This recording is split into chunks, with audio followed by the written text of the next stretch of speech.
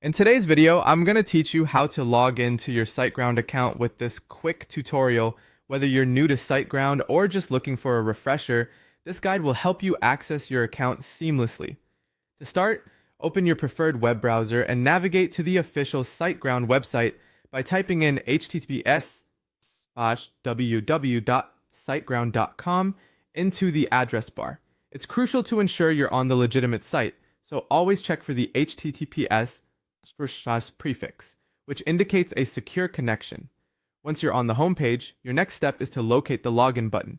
You'll find this conveniently placed in the top right corner of the page. Go ahead and click on Login.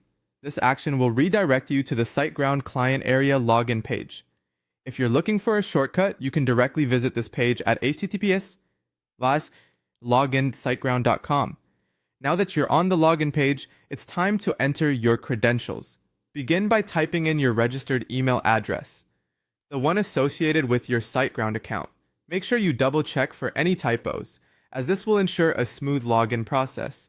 After that, proceed to enter your password.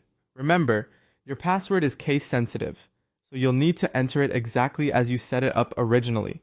In case you've forgotten your password, SiteGround offers a recovery option right there on the page, so don't worry.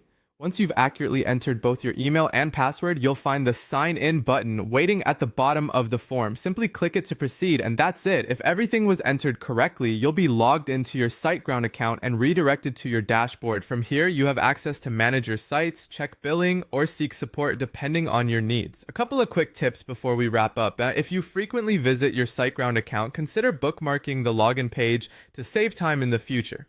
Also, if you're using a shared or public computer, always remember to log out after you're done to keep your account secure.